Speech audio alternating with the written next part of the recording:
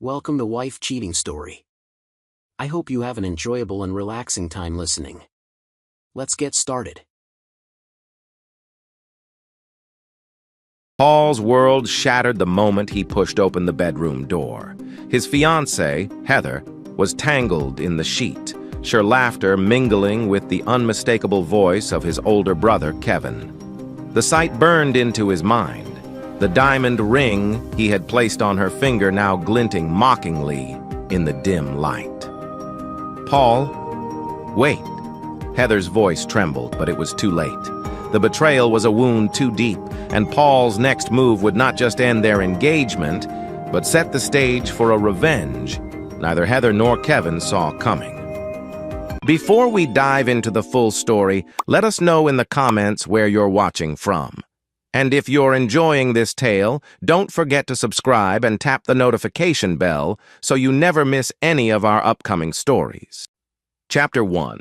Paul Herrera was the type of man who fixed things for a living and who loved wholeheartedly without reservations. At just 22, he was finishing up training as an HVAC technician, following in his father's footsteps.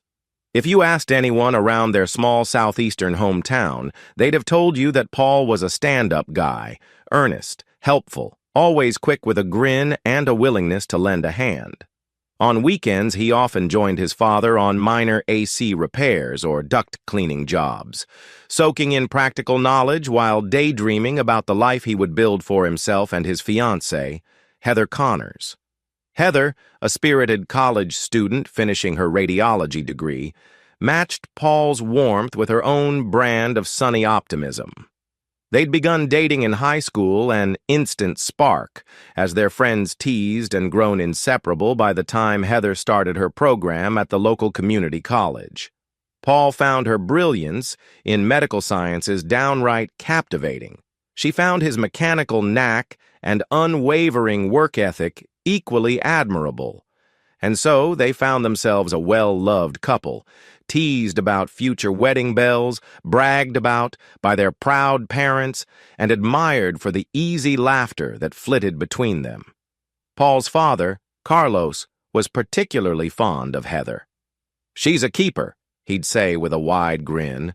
Paul's mother, Rosa, often remarked on Heather's nurse-like compassion, even though Heather's path was specifically radiology. Heather would blush and wave it off still. She glowed with the compliments. They'd only been engaged for a few weeks, following a sweet proposal on a starlit lakeshore.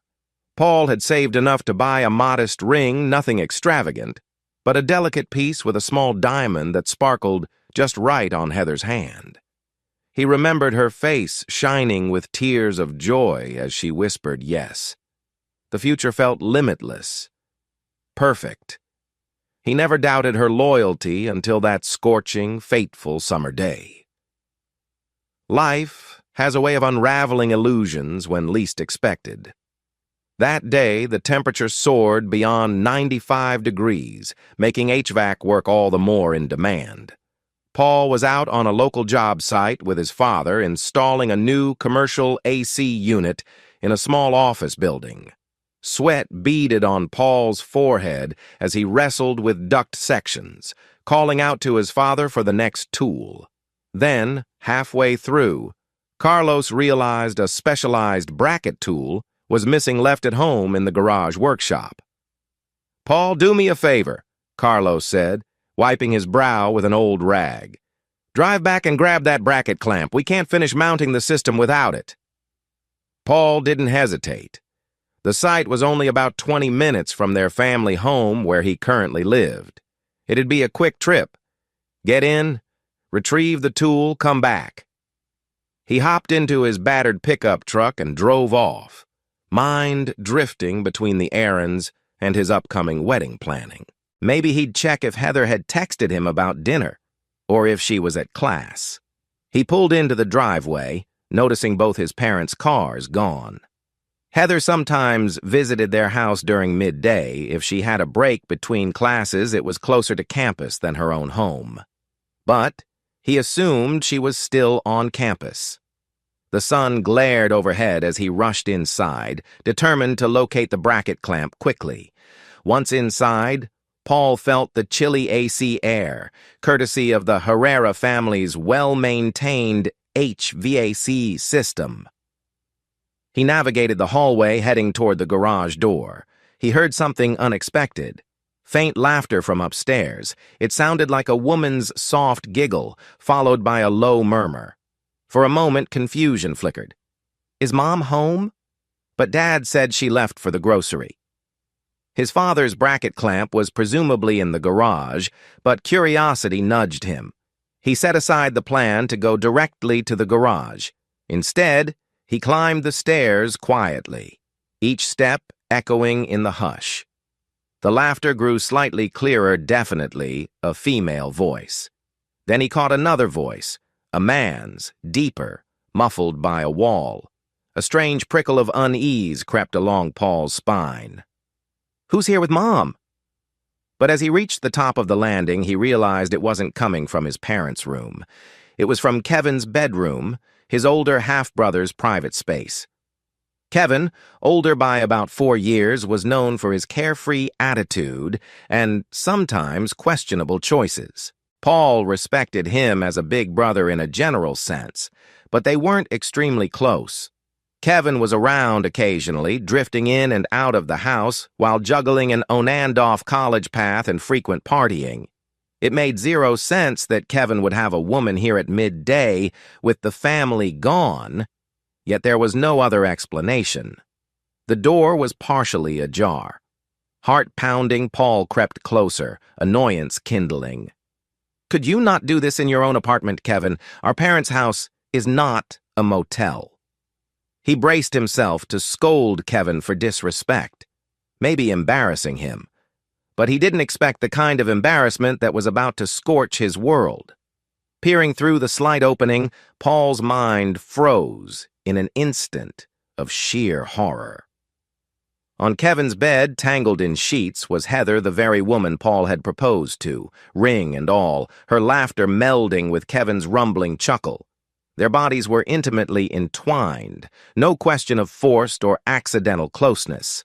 The look on Heather's face was one of pleasure and warmth, a look Paul had believed was only for him.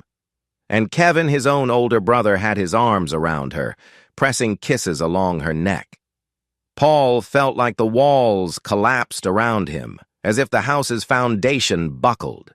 Rage and heartbreak slammed into him with paralyzing force. Blood roared in his ears, sweat beading on his temples, despite the AC. He had never witnessed such betrayal in all his life. How could she? How could Kevin? Within seconds, he regained enough sense to act. He pushed the door open fully, his heart raging.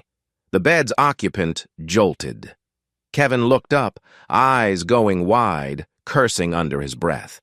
Heather's face turned pale as milk, mouth forming a silent, "Oh my God!" They scrambled to pull sheets up, stumbling over apologies, words that didn't even properly form. But Paul didn't hear them.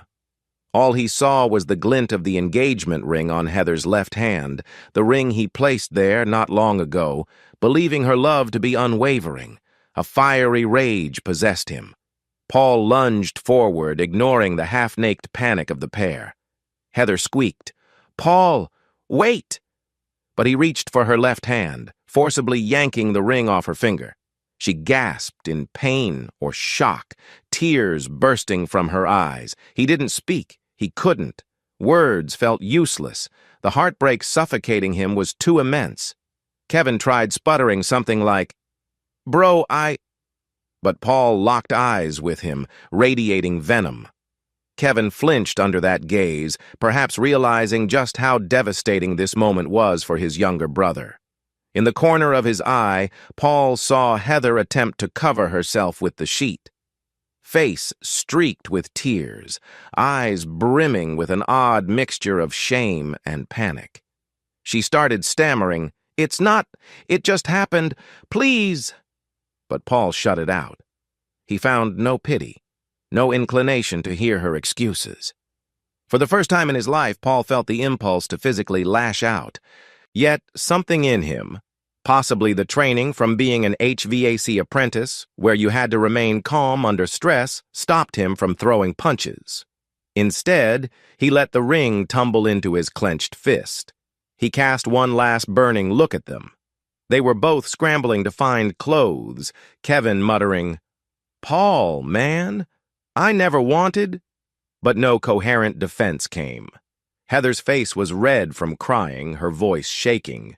She tried to step toward Paul, but he stepped back, mouth set in a hard line. Then, with a forceful pivot, he spun on his heel, racing down the hallway, bounding down the stairs. Behind him, he heard Heather's voice calling, "Paul! Paul! Wait!" And Kevin's, "Let me explain!" But he refused to let them see his tears, his trembling rage. He refused to give them that satisfaction. Paul returned to the HVAC job site in a daze. The bracket clamp in hand was ironically the reason he'd gone home in the first place. Carlos, noticing Paul's pale, distraught look, asked, "Mijo, are you okay? You look like you saw a ghost." Wordless, Paul handed the clamp over. He sank onto a bench by the truck, numb. For a moment, his father set aside the job and sat beside him, concerned. Softly, Carlos murmured, "What happened, Paul?" With shaking hands, Paul quietly admitted what he'd seen. The father's face blanched, horror creeping across his features. He let out a heavy sigh, pulling his son into an embrace. "I'm so sorry," he said, voice thick with empathy. In that moment, Paul's chest heaved. He didn't sob openly, but tears streaked down his face. The betrayal stung beyond words. For half an hour, father and son stayed behind the building, letting the heartbreak unravel. Then, Paul wiped his face, took a deep breath, and forced himself to stand. He had a job to finish the only anchor of normalcy he could cling to. That evening, Paul refused to go upstairs or speak to Kevin or Heather. They tried to corner him as he stepped into the living room, but he brushed past, not meeting their eyes. The tension in the house crackled. He locked himself in his room, ignoring the muffled pleas at the door. No matter how Kevin knocked or Heather sobbed, Paul kept an iron silence. He stuffed clothes into a duffel bag, mind swirling with half-formed thoughts. But he realized he wasn't prepared to leave just yet. He had a duty to his father, who relied on him at work. And ironically, a part of him refused to give up his rightful place in the home. They're the ones who should leave, he thought bitterly, though he doubted Kevin would budge. The next few days, Kevin and Heather tiptoed around Paul. They offered repeated apologies or frantic explanations. Kevin swore it was a stupid fling. Heather claimed she'd been momentarily confused. Paul gave them blank stares, silent as stone. The ring he once gave Heather was nowhere to be seen. He kept it in his pocket or locked in a small safe box as a haunting memento. At meal times, Paul might grab a quick bite in the kitchen, while Kevin lingered in the living room. Heather avoided the house, except for retrieving her school materials. At night, Paul lay awake, replaying that humiliating scene, a raw ache gnawing at his gut. The heartbreak mixed with a savage anger that only strengthened his vow, "They will never see me break. I'll leave them behind in the dust." As each day passed, Paul's posture changed no longer the easygoing, always smiling fiancé or younger brother. Instead, he moved with a quiet, lethal determination. He no longer wore softness on his face. Kevin's attempts to speak turned into stutters under Paul's frigid stare. Heather's tearful, "I love you, please. It was a one-time mistake," landed on deaf ears. In the darkest hours of the night, Paul planned his next steps. He'd do more than just break off the engagement. He needed an escape, a cleansing of their betrayal. And from that silent, searing heartbreak, a more cunning, unyielding version of Paul would emerge. Chapter 2, Paul's mother, Rosa, had never been one to confront heavy conflicts head on. She preferred smoothing things over with gentle persuasion, urging forgiveness at every turn. But this betrayal, Heather sleeping with Kevin, was an earthquake in the Herrera household. Rosa felt duty-bound to fix it.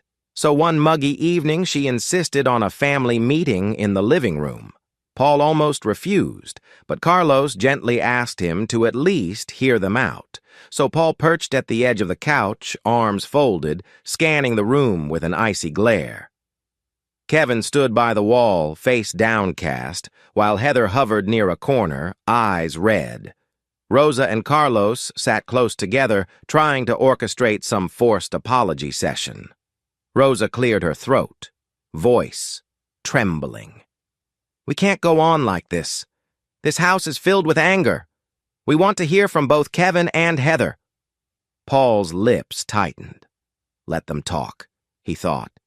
It won't matter. Heather, tears already brimming, stepped forward. "Paul, please, you know I love you. I messed up so badly. It was a moment of I don't know, stupid lust or confusion. I swear it meant nothing." Kevin was just there. She clutched a tissue, voice trembling with sincerity or some facsimile of it. "We can't erase what happened, but I beg you, can we find a way forward? We're soulmates, Paul. I know we are." Paul listened with stony silence. The word soulmates tasted bitter on his tongue. Now he used to believe it too. But the image of her in bed with Kevin was burned into his mind. Across the room, Kevin nodded vigorously like he wanted to back her up. But Paul sensed the hollowness behind both their pleas. Even if Heather truly regretted it, the damage was colossal. Kevin cleared his throat. "Paul, man, I'm sorry. I messed up. It wasn't Heather's fault. If you need to blame someone, blame me. I never intended to hurt you." His voice wavered. "I know I'm the older brother. I should have known better. But it just happened. We were both lonely. You were working a lot. It's not an excuse, I know, but—" Paul cut him off with a withering stare. He refused to speak. The silence felt more punishing than any words. Kevin's face twitched, guilt radiating. Yet Paul gleaned no sense of genuine empathy from Kevin, only the fear of consequences. Eventually, Paul exhaled, slow and deliberate. "So, you want me to just pretend this never happened?" he asked, voice low, every syllable charged with contempt. Heather's eyes welled. "No, I just want a second chance. I'll do anything to prove I love you."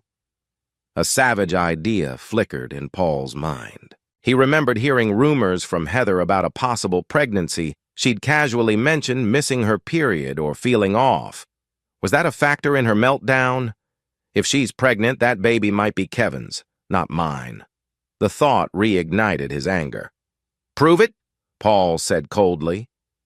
"Then if you claim you're pregnant, let's do a paternity test immediately. Let's see whose child it is."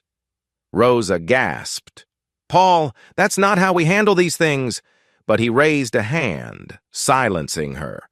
Heather blanched, startled at his directness. Kevin's face flashed panic. This was not the quiet, forgive and forget route they hoped for. Rosa tried to hush Paul, appealing to family unity. "Son, calm down. We can solve this. Maybe it's indeed your child. Why jump to extremes?" But Paul shot her a glare. "Heather says she might be pregnant. Fine. Let's confirm whose baby it is. If it's mine, we handle that. If not—" He let the implication hang in the air. Heather stuttered. "I don't know if I'm even pregnant. It was just a suspicion." Paul snorted. "Then get tested. Now. Then we do a paternity test. No more lies." The argument spilled into the next day. Paul tried focusing on the HVAC tasks. He and Carlos had a commercial building's rooftop unit to fix. Yet tension clung to him like a second skin. Carlos noticed Paul nearly drop a heavy component. The father gently laid a hand on his shoulder. "Son, if you can't concentrate, you might hurt yourself." "Maybe take a few days off to clear your head." Paul nodded, though a stubborn part of him refused to run away. "I'm fine. Let's just finish." Carlos sighed, letting the matter rest. Inside, Paul felt the conflict roiling. Maybe it was time to consider bigger changes. That evening, Heather cornered Paul in the hallway, trembling hands clutching a piece of paper. An appointment for a pregnancy test. Her eyes rimmed with tears. "I scheduled a test at the campus clinic tomorrow. I'll do it, okay? Then a paternity test, if needed." "I'm serious, Paul. I want to fix this." He just nodded, jaw tight. "Do it then. I want the truth." She opened her mouth to speak further, maybe plead for his affection, but he brushed past. Kevin, lurking in the background, looked sicker each day. He must have realized the baby might be his. He tried multiple times to corner Paul, murmuring, "If she's pregnant, I'll step up, man." But Paul refused any conversation, turning away with a lethal glare. "You step up? After betraying me?" Don't make me laugh, Paul thought, though he never voiced it. The tension escalated to the point that the parents proposed Kevin find somewhere else to stay. Kevin insisted on staying until they figure it out, but Paul's silent fury promised no resolution was possible. One night, the parents foolishly suggested a bizarre solution. "If the baby's Paul's, we can just have you two marry quickly. Keep the family reputation intact." Paul found that insulting. "You want me to marry someone who just cheated with my brother under your roof?" He almost laughed in disbelief. Heather sobbed in a corner, but Paul's mother insisted, "For the family's sake, we can't let rumors spread." Paul snapped, "I'm done humoring illusions." He stormed out, leaving them all in tearful disarray. Paul spent the night driving aimlessly, ultimately parking by a deserted lakeside, the same lake where he once proposed to Heather. The ring box burned in his pocket. He stared at the water, remembering the star-kissed moment of love he once believed unbreakable. Now it was ashes. Beneath the heartbreak, a deadly calm set in the forging of a new Paul, a man who would never again be made a fool. Chapter 3. Heather, true to her word, went for a clinic check the next day. Paul didn't accompany her. He refused to appear supportive or encouraging. But Heather texted him updates. "Yes, I'm pregnant." They confirmed it. "Next step is figuring out paternity." She tried to weave in emotional appeals. "It might be your baby, we can raise it." But Paul's only reply was, "We do the official test. Then we talk." The clinic recommended a non-invasive prenatal paternity test, which could analyze the unborn child's DNA from Heather's bloodstream and compare it to potential fathers. Paul paid half the fee up front, determined to see results quickly. Kevin dodged, giving a sample, at first apparently too ashamed to step forward, but under family pressure, he gave in. Heather managed to get Kevin's swab surreptitiously. Results would take about a week, so Paul endured 7 days of living in a tense standoff. Kevin avoided him, staying out late, possibly too cowardly to face the possibility of fatherhood. Heather texted Paul daily, claiming she still loved him, that she was positive the baby is his. Paul, remembering the explicit scene with Kevin, found her optimism suspicious, if not delusional. He crashed at a friend's place some nights, ignoring calls from both parents. For once, they saw how serious his anger was, no typical pouting. The heartbreak was carved too deep. The paternity results arrived via sealed letter. Heather, trembling, opened it in front of Paul, Kevin, and the parents. The tension in the living room was suffocating. As her eyes scanned the text, her face drained of color. She whispered, "It's not Paul's." Kevin's head jerked up, the unspoken revelation slicing the room. The test indicated Kevin's genetic markers were a match, not Paul's. A damning confirmation that the baby was indeed Kevin's child. Paul felt a bitter pang. Even though part of him expected it, the final blow shattered any lingering illusions. The child was absolutely not his. This entire fiasco was real, unstoppable. Tears slid down Heather's cheeks. Kevin stood, mouth open, unable to muster words. Paul picked up the official letter, read it silently, then spoke in a voice trembling with rage. "You cheated on me, claimed it could be my kid, and now we see it's Kevin's. I'm done with you both." Heather tried stammering. "I never said it was definitely yours, I just—" But he silenced her with a glare. He read the results aloud, eyes scanning each damning phrase, letting the parents hear it. Rosa covered her face, sobbing, while Carlos bowed his head in shame. Kevin's jaw worked, but produced no excuses. Paul set the letter down, heart pounding in his chest. He faced them all. "You two are dead to me." Kevin flinched, tears gathering in the corners of his eyes. Heather's face twisted, anguish contorting her features. Paul turned to his parents, voice raw. "You want to keep them around? Fine, but I'm done. Don't ask me to fix this or stay under the same roof." With that, he spun on his heel, ignoring the wails and pleas behind him. He stepped outside, inhaling the warm air. Freed from the stifling tension, but weighed by heartbreak, he began formulating an exit plan. Returning to his friend's place, Paul rummaged for a bigger solution. He discovered an online listing about Navy recruitment. A swirl of possibilities seized him. The Navy offered a chance to leave everything behind, to train in advanced mechanical roles, to vanish from this damned betrayal. He filled out forms, scheduling an appointment with a recruiter. Within a week, he'd tested well on the ASVAB, scoring high in mechanical comprehension. The recruiter was thrilled to expedite Paul's enlistment. It all happened almost too fast, but Paul embraced it with grim determination. "I'll start fresh, far from Kevin's or Heather's shadows." Before shipping off to the Navy, Paul returned to gather his remaining belongings from the Herrera home. The parents tried to talk him out of it. Tears and pleas. "You're going too far," Rosa insisted. "Stay and work through this." He refused. "I have no reason to remain. Kevin can have the house, the fiancée, the baby. I want none of it." Kevin hovered near the staircase, stuttering. "Paul, I never meant—" But Paul shoved past, ignoring him, as if he were air. Heather didn't even appear. Perhaps she was too consumed by shame, or reeling from Paul's final condemnation. He packed everything: clothes, tools, personal mementos. The ring he'd once given Heather stayed locked in a drawer. He didn't want to see it ever again.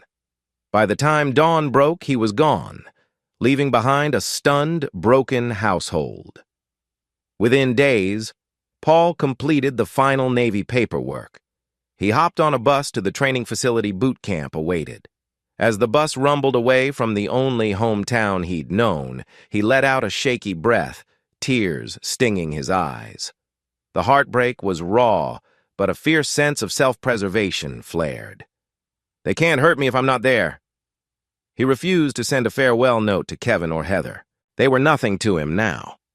He might have texted his father a curt goodbye, acknowledging Dad wasn't the root cause, but still part of that stifling environment.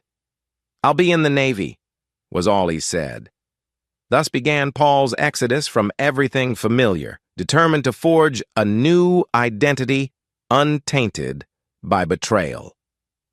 On the flight to the Navy's boot camp location, Paul drifted into a troubled sleep, haunted by nightmares. Images of Heather's bare shoulders entangled with Kevin, that ring glinting in the gloom. He awoke with a jolt, fists clenched. A seatmate asked if he was okay. Paul forced a tight smile, nodding. But inside, he promised himself, "Never again will I be so naive, so trusting. I'll keep my guard up." The ring he'd snatched from Heather's finger was stored away, but the memory of ripping it off remained vivid. He felt no regret, only a savage satisfaction that he'd left them both in the dust. Arriving at the Naval Training Center, Paul Herrera felt a pang of anxiety overshadowed by grim determination. He was stepping onto a path where heartbreak could be channeled into discipline. He would bury Kevin and Heather's betrayal in the sweat and rigor of military life, forging a sharper, colder version of himself. That vow shaped his every step as he walked into the recruit intake building, duffel bag slung over his shoulder. The past was behind him. A new dawn beckoned, one that would define him far more than the heartbreak he left behind. Chapter 4. The Navy's boot camp at Great Lakes, Illinois, proved a relentless crucible. Reveille blared before dawn. Recruits scrambled out of bunks. Daily physical training tested their limits, and instructors barked orders. But Paul welcomed the punishing schedule. Every push-up, every march in fatigues, every late-night watch felt like a means to burn away the bitterness lodged in his heart. He discovered a surprising calm in the uniformity of it all. In this environment, no one asked about Kevin or Heather. No one knew his personal scandal. They only saw a determined recruit with mechanical smarts, lethal focus, and a refusal to quit. Paul found camaraderie among fellow recruits who also had stuff to prove. There was Bryce, who overcame a broken home. Sandra, escaping a life of petty crime. Mark, running from a painful breakup.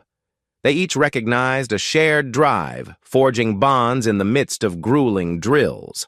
Sometimes, in hushed bunk lights out, they exchanged glimpses of their pasts. Paul rarely spoke of his betrayal, only dropping vague hints that someone I loved cheated with my brother. The others would whistle sympathetically, but he deflected pity. For the first time, he felt free to shape his identity as he pleased. About halfway through boot camp, the Navy's aptitude tests revealed Paul's mechanical brilliance. He excelled in hands-on tasks, quickly grasping the fundamentals of shipboard HVAC, chillers, and refrigeration units. Instructors pulled him aside, hinting he might be placed in an advanced technical track. He embraced the challenge wholeheartedly. Instead of letting heartbreak hamper him, he channeled it into studying technical manuals, devouring knowledge on systems, fluid dynamics, and vacuum pumps. If he had once poured his energy into loving Heather, now he poured it into mastering these machines. By the final weeks of boot camp, rumors circulated that Paul would graduate with honors. He consistently scored top marks in mechanical comprehension, displayed leadership in group tasks, and rarely complained. Fellow recruits joked he was part machine. Paul accepted the ribbing with a quiet, self-assured grin. In truth, every night nightmares of Heather and Kevin still stirred in the back of his mind, but he refused to show weakness. The heartbreak served as fuel, reminding him never to grow complacent or naive. During one routine night watch, Paul found himself alone on the deck, the moonlight reflecting on the calm water. He gazed out, memories of that bedroom scene flickering uninvited. He clenched his jaw, fists tightening on the railing. He inhaled deeply, letting the sting fade as he reaffirmed his vow. No more illusions. If I love again, it will be on my terms, with my eyes open. He felt a strange clarity under the moonlight. Heartbreak could either crush or sharpen a man. He chose the latter to become unbreakable. Occasionally, letters arrived from his mother, Rosa, filled with emotional pleas. Please write back. Kevin regrets everything. Heather is desperate to apologize. Paul skimmed them, face expressionless. He never replied. Another letter from his father tried a gentler tone, praising Paul's Navy achievements, updating him that Heather had moved in with Kevin, and apparently they were expecting a baby. Paul read that line without blinking, then tore the letter up, burying the wave of pain. Graduation loomed, bringing the swirl of final evaluations. Paul breezed through physical tests, soared in advanced mechanical exams. Instructors repeatedly singled him out. "Herrera, you might go far if you re-enlist." He nodded politely, not sure if he'd make the Navy his permanent career, but appreciating the endorsement.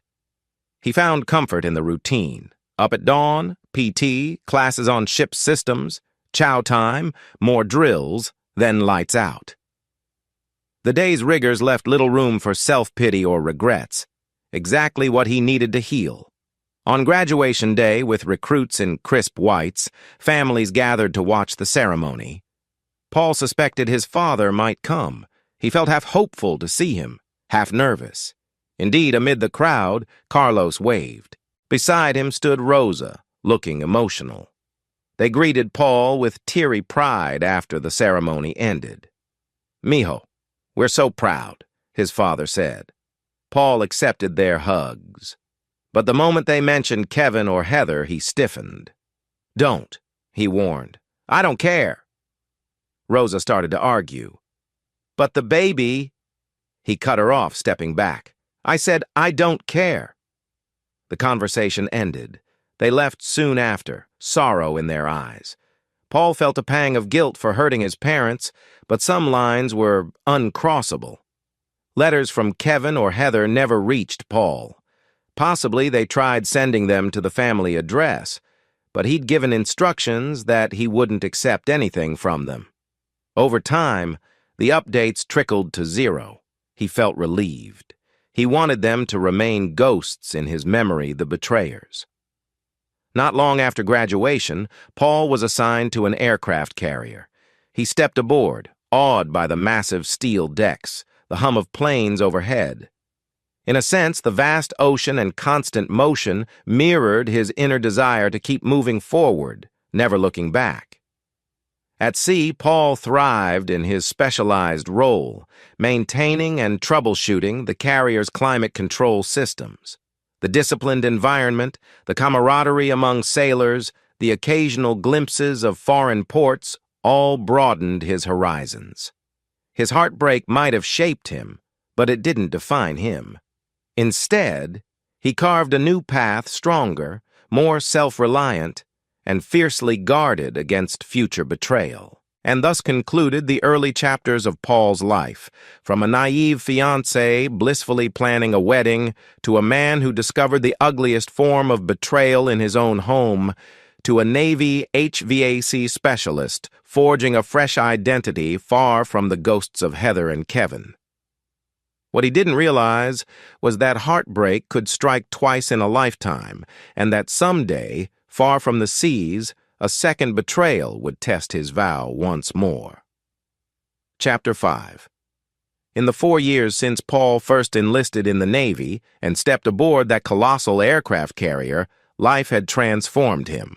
While the heartbreak and betrayal never vanished, he'd grown adept at controlling how it influenced his day-to-day mood. On the ship, he became known as Petty Officer Herrera, a meticulous HVAC specialist who could diagnose a chiller malfunction in minutes and repair it with minimal downtime. Officers frequently praised his composure under pressure, and fellow sailors joked that he was colder than the AC units he fixed when it came to personal drama. Beyond the mechanical compartments and corridors of gray steel, Paul also discovered a surprising sense of belonging among his shipmates.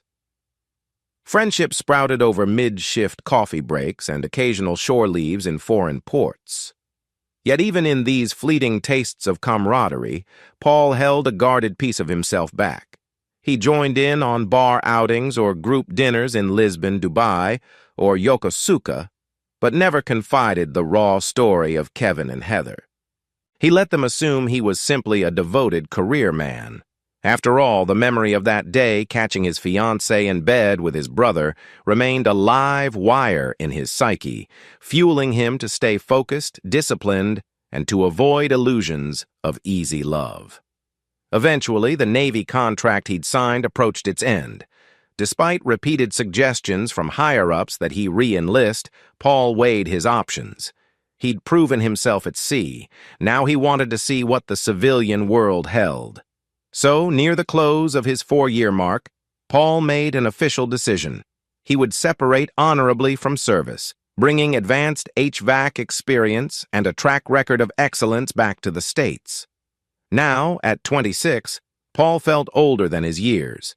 He returned stateside with a small duffel bag, a modest sum of savings, and an intangible steel in his spine that said, "I can handle any storm." He'd been through heartbreak, isolation, rigorous Navy discipline, and had come out sharper on the other side. Shortly after arriving at the base for out-processing, Paul began scanning online postings for HVAC jobs. His skill set was no longer just residential repairs, but large-scale chiller maintenance, industrial duct systems, shipboard environmental controls.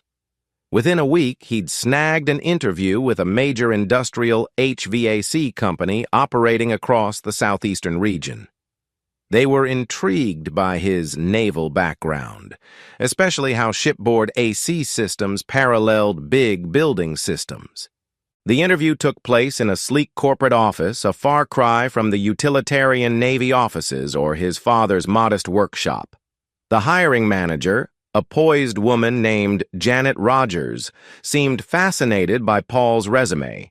She peppered him with technical questions about multi-stage compressors, negative air pressure balancing, and high-tonnage chillers. Paul answered swiftly, referencing examples from aircraft carrier duty. "We had to maintain stable climate in the hold or else delicate equipment could malfunction. I learned to run diagnostics under high-pressure scenarios." Janet nodded, impressed. At the end of the interview, she offered him a position on the spot. Lead industrial HVAC technician in a city about 2 hours from his hometown. The salary was generous, with potential for rapid promotion if he demonstrated leadership. Paul accepted, a flicker of relief crossing his face. He could build a life here, far from the old neighborhood's ghosts. "Welcome aboard," Janet said, shaking his hand firmly. He thanked her, keeping his expression calmly professional, but inside a ripple of excitement stirred. A fresh start, a place to channel his mechanical savvy and keep heartbreak at bay. Before relocating to the new city, Paul returned briefly to his hometown to handle some unfinished personal business. He still had belongings stashed in a rented storage unit, items from his teenage years, from the home he fled after discovering Kevin and Heather's betrayal. The thought of returning to that house or seeing Kevin and Heather knotted his stomach with revulsion, but retrieving his old possessions was necessary if he planned to settle in the new city. He arrived at the storage facility in the late afternoon. The wide, corrugated door rattled as he pulled it open, revealing dusty boxes stacked high. He spent an hour sorting through them. There were old trophies from high school baseball, mechanical textbooks from his HVAC training days, random keepsakes, and the most dreaded item, the small bag that contained the engagement ring he'd ripped off Heather's finger. Seeing it glint under the unit's fluorescent light made his chest tighten. For a moment he stared at the diamond's subdued sparkle, recalling the naive joy he once felt buying it. He felt no sense of longing now, just a cold finality. He tucked it into a bigger bag, intending to either sell it or toss it later. He also found framed photos, him and Heather at a high school dance, Kevin awkwardly photobombing them. The image made Paul grimace, old anger stirring. He shoved them into the trash pile. No point lugging that baggage around. After a while, he locked the unit and drove off with the salvageable boxes in the bed of his truck, determined to finalize this chapter of his life. Despite his intention to steer clear of family, Paul found that word travels fast in small towns. As he finished packing the last of his storage boxes, he noticed a familiar SUV pulling up next to his truck. Out stepped Carlos, his father, face brimming with cautious hope. Paul stiffened. "Son," Carlos said softly, "I heard you were in town. Thought I'd see if we could talk." Paul forced a neutral expression. I'm busy, Dad. Gotta move these boxes, then I'm leaving. Carlos sighed, scanning the dusty lot. I know you're still angry. Kevin told us they have another child on the way. Heather's finishing her radiology degree, works at a local clinic now. They want to... Paul raised a hand sharply. Stop, I don't care. The old bitterness churned in his gut. I'm not here to reconcile. I'm just picking up my stuff. Carlos rubbed the back of his neck, sadness etched on his features. They feel guilty, Paul. They keep saying they wish they could talk to you. With measured calm, Paul replied, They made their choices. I told you all. They're dead to me. He hoisted a heavy box into the truck bed. Carlos's shoulders slumped. So you're still done with them? Yeah, 100%. If they're happy together, let them be. I've moved on. Paul's voice was clipped, final. Carlos attempted one more angle, softly. You sure you don't want to see your mother? She misses you. Paul paused. He did love his mother, but her repeated calls for forgiveness grated on him. Mom and I can talk if she wants, but not about Kevin or Heather. I'll never go near them again. Understood? Carlos nodded, a weary resignation in his eyes. Fine, I won't push it. I hate seeing the family torn apart. Paul's jaw clenched. They tore it apart. Not me. Now, if you'll excuse me. He climbed into his truck. Carlos stepped back, letting him pull away. As Paul drove off, he caught his father's forlorn silhouette in the rearview mirror. A flicker of guilt flickered, but no. He reminded himself. I refuse to be gaslit into thinking I'm at fault here. A few days later, Paul's official start date at the industrial HVAC firm commenced. The new city was about a 2-hour drive west, close enough that he could theoretically visit family if he chose, but far enough to maintain distance. The company set him up in a short-term corporate housing arrangement while he found an apartment. From the get-go, Paul's co-workers marveled at his competence. He'd rattle off system specs, climb roof units to replace fan motors, or calibrate thermostats in massive commercial complexes with a calm efficiency. Janet Rogers, his manager, half-joked, "We could use 10 more techs like you, Herrera." He gave her a polite smile. The Navy taught me to keep things smooth under pressure. She raised an eyebrow. Glad to have you on board. Within weeks, the firm singled him out to lead bigger projects, like overseeing the HVAC retrofit of a local hospital. Paul threw himself into the job, letting the satisfaction of problem-solving fill the void heartbreak once occupied. Nights found him in a modest one-bedroom apartment, quiet, neat, occasionally sipping a beer and flipping through technical manuals. Yet life had a habit of testing his vow never to let down his guard. Nicole Dunbar arrived on a random Monday at the HVAC office. She was a wedding coordinator, ironically, and the building's ancient system had crashed. She met Paul in the hallway, exasperated. "My bride's come in for consultations, and it's boiling in here. Can you fix it, please?" Paul gave her a calm nod. "I'll see what I can do, ma'am." Within a half hour, he pinpointed a fried relay in the system's control panel, replaced it, and reset the air handler. Cool air whooshed into the corridors. Nicole's relief was palpable. "Thank you, oh my God," she said, beaming. "You just saved me from meltdown, literally." Paul shrugged modestly, used to such gratitude. But Nicole lingered, noticing his quiet composure, his toned frame in the company's uniform shirt. She offered her card. "If you ever need a wedding planner kidding," she laughed, then softened. "Or if you'd like to grab coffee sometime purely as a thanks." Paul hesitated. Memories of Heather flickered. Should I even try dating again? But Nicole's wide smile and friendly banter broke through some of his defenses. He nodded, took the card, said, "Sure, thanks," in a measured tone. Fast forward a year, and that simple coffee invitation evolved into a surprising romance. Nicole possessed a vivacious spirit, enthralled by details of each wedding project she coordinated. She admired Paul's calm masculinity, frequently praising how he never freaked out under stress.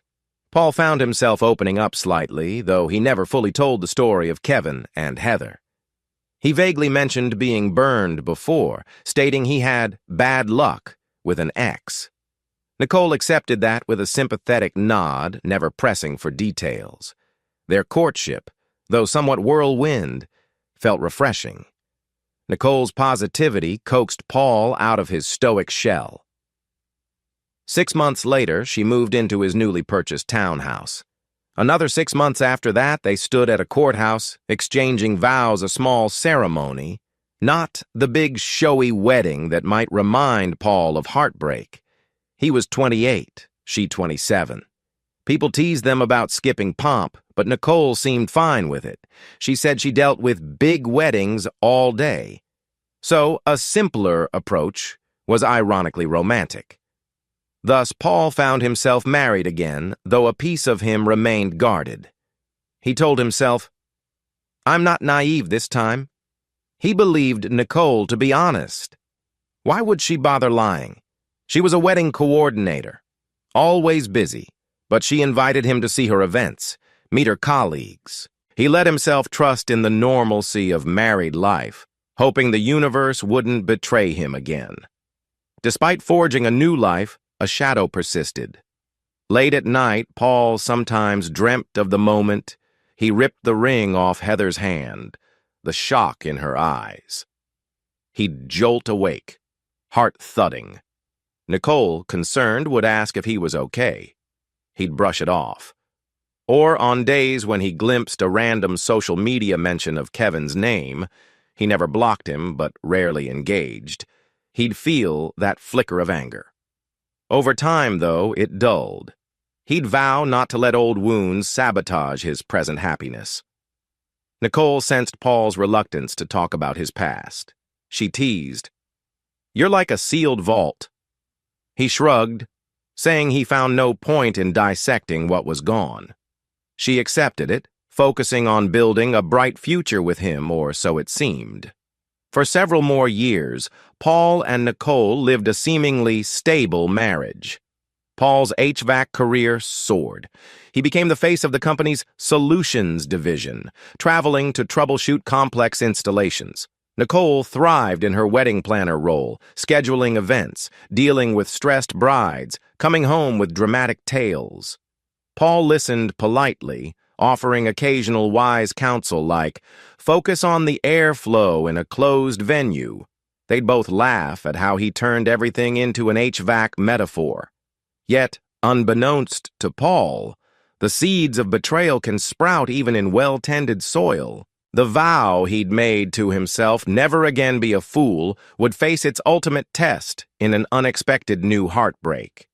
For now, though, Part 2 of his story ended in a calm facade. A man who believed he'd outrun his old pain, forging a successful career and a second marriage. The stage was quietly set for another devastating revelation that would reaffirm Paul's steely resolve. Chapter 6. Nicole Dunbar Herrera, bustling wedding planner, often told Paul her job required irregular hours, late-night rehearsal dinners, weekend expos, after-hours bride crises. At first, Paul accepted this. She'd return home near midnight, sometimes texting about a last-minute client meltdown. He'd recall times in the Navy when he, too, worked odd hours, so he offered no suspicion. If his wife was dedicated, who was he to complain? But around their 4th anniversary, subtle changes crept in. She was more guarded with her phone, flipping the screen down whenever he walked by. She frequently canceled date nights with vague excuses. On the nights she returned late, he sensed a different vibe, a slight guilt, or maybe restlessness in her eyes. When he asked gently if something was wrong at work, she'd brush him off, claiming wedding season stress. Nicole often praised her new assistant, Steve, a man she'd hired to help coordinate events. She raved about his organizational skills, his keen eye for decor. Yet, oddly, she never introduced Paul to Steve. Nor did she let Paul attend events where Steve was apparently crucial.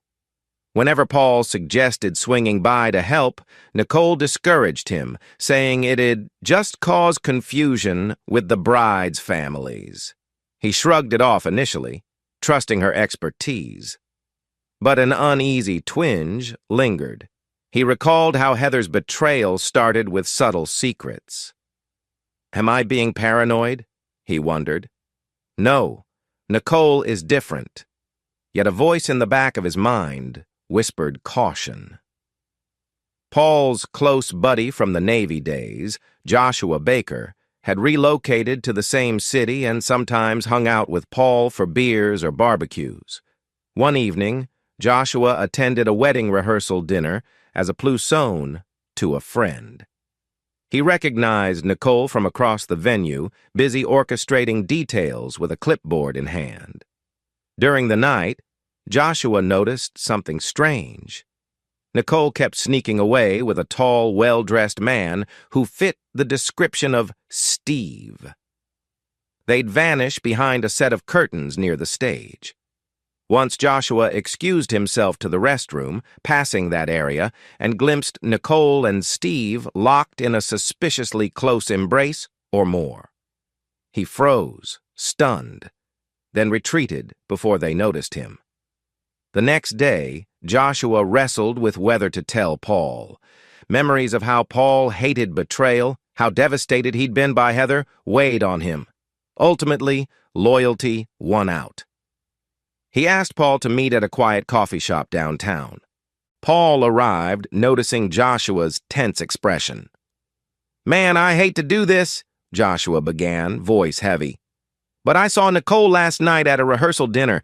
She was with that so-called assistant, Steve. He hesitated, searching for words. "I think they're messing around, Paul." Paul's heart pounded. "You sure?" Joshua nodded, producing his phone. "I recorded a quick snippet. I couldn't believe my eyes. I'm sorry, bro, but you need to see." He handed Paul the phone. The short video was shaky, but damning. In dim backstage lighting, Nicole was pressed against a wall, kissing Steve passionately, hands wandering. They exchanged heated murmurs too muffled to decipher. The date stamp matched the previous night. Paul's stomach dropped. His worst nightmares reemerged, echoes of Heather flooding him. He clenched his jaw, face growing cold. He finished watching, exhaling shakily. The coffee shop's hum receded into a dull roar. For a moment he felt numb. Then anger flared. Not the raw heartbreak like before, but a more lethal, almost venomous calm. Nicole had betrayed him, no different than Heather. Another woman he'd entrusted his heart to, repeating the same script. Hidden lover, late night secrets, a stolen moment behind some curtains. Joshua grimaced, guilt evident. "I'm so sorry, man. I didn't know how else to tell you." Paul nodded stiffly. "You did right. Thank you." Then he rose, leaving his untouched coffee. Joshua offered a supportive pat on the shoulder. Paul left silently, vow forming in his mind. She thinks she can play me for a fool? She's about to learn who I've become. That night, Nicole returned home around 11 p.m., claiming a wedding consult ran late. She found Paul waiting in the living room, arms folded, the house lights dim. She gave him a startled smile. "You're up?" He simply said, "Show me your phone." Her eyes flickered with alarm. "Wub you what? Why?" He unlocked his phone, queued up Joshua's video. Pressing play, he held it so she couldn't miss the explicit content. Her face drained of color. "Paul, His voice was ice. "Don't bother. I trusted you. But you're just like Heather sneaking around behind my back." She tried to protest. "I swear it meant nothing. It was a slip. I don't know, it just happened. Deja vu pricked Paul's spine. He'd heard these lines before. The words, "it just happened," echoed Heather's feeble excuses. He raised a brow, face impassive. "Spare me? Pack your bags, we're done." Nicole's voice trembled. "But we can talk this out. See a counselor, I love you." He let out a humorless laugh. "You love me? By hooking up with your assistant behind a stage?" He turned away, heading upstairs, ignoring her sobs. She rushed after him, tears streaming, but he brushed past her, stepping into the guest room he used to keep leftover boxes. By morning, Nicole's tears turned to pleading. She tried to cling to him at the kitchen table, claiming, "It was a one-time mistake. We can fix this." Paul merely handed her a piece of paper, a divorce petition he'd printed overnight, courtesy of an online resource. "Sign it or I'll push harder," he said coldly. "I can release that video. Your clients will see who you really are." Nicole gasped. "You'd blackmail me?" He shrugged, eyes devoid of warmth. "I'm not letting you weasel out with half my assets. You cheated. This is your chance to leave quietly." Trembling, she realized how serious he was. She stammered, "But we can sort out the house." He cut in. "The house is in my name. I bought it with my VA loan. Your name's nowhere on the mortgage. Don't test me." Within days, lawyers were involved. Nicole, faced with Paul's evidence, realized any court hearing would demolish her reputation, not to mention social fallout if the incriminating video circulated among wedding industry clients. She caved, agreeing to an uncontested divorce. She moved out, carrying her personal belongings in a flurry of quiet shame. Paul watched her go, arms crossed, unflinching. He'd learned from the Heather fiasco that direct confrontation with cheaters only leads to tears, empty pleas, and worthless sorries. He preferred the swift cut like tearing off a Band-Aid. Still, once Nicole was gone, Paul felt the echo of heartbreak. 2 marriages. 2 betrayals. He stared at the blank walls of the townhouse he once shared with her, wondering if he was cursed or simply naive. But he refused to drown in self-pity. Instead, he poured himself into work. If he'd learned anything from the Navy, it was to convert pain into productivity. Overnight, his colleagues sensed a shift. Paul, typically calm, became almost robotic, finishing projects early, staying extra hours, volunteering for weekend calls. Janet Rogers tried a friendly check-in. "Everything okay? At home?" But Paul offered a curt nod, stone-faced. She let it drop, suspecting something private had rocked him. The only complication was the child aspect. Actually, Nicole had a daughter, Amber, from a previous teenage relationship. After marrying Paul, she and Paul never had kids of their own. Some fertility issues had surfaced. Yet Amber had grown to see Paul as a stepfather figure. She was now around 10 or 11, living mostly with Nicole's mother, occasionally visiting. In the divorce, Nicole conceded that Amber could maintain contact with Paul if Amber wanted, though Amber wasn't biologically his. Paul, despite his heartbreak, felt an attachment to Amber. She was innocent, a bright, sweet kid who never asked for these adult messes. So he offered her a stable presence, weekend outings, help with homework, or a movie night. Nicole allowed it, perhaps out of guilt. So Paul found himself a stepfather of sorts, even post-divorce, investing in Amber's well-being. He refused to let betrayal taint his bond with the kid. He told himself, "I can handle fatherly responsibilities without letting Nicole's betrayal haunt me." He vowed never again to open his heart fully to a spouse he was done with illusions. If Amber needed him, he'd be there. But romance? That was a dead zone in Paul's mind. Chapter 7. With Nicole out of the picture, Paul effectively became Amber's anchor. Though not her biological father, he'd stepped into that role seamlessly over the years of the marriage. Post-divorce, their bond only grew tighter. Amber, on the cusp of adolescence, found in Paul a calm guardian who rarely showed anger except in matters of personal principle. At first, Nicole tried to meddle. She disliked Amber spending so much time with Paul, calling it confusing. But the courts recognized that Amber's best interests included stability, and Amber openly declared she felt safer and happier at Paul's tidy townhouse than at Nicole's chaotic schedule. So Paul found himself unexpectedly co-parenting, even though the woman he co-parented with was his ex-wife who'd cheated on him. Ironic, but Paul embraced it for Amber's sake. Nicole frequently tried to sweet-talk Paul into friendlier terms. "We were good once. Can't we salvage some friendship for Amber's sake?" But Paul shut her down. "We'll communicate about Amber's needs, and that's it. Don't ask for more." He never forgave the betrayal and refused to pretend everything was fine.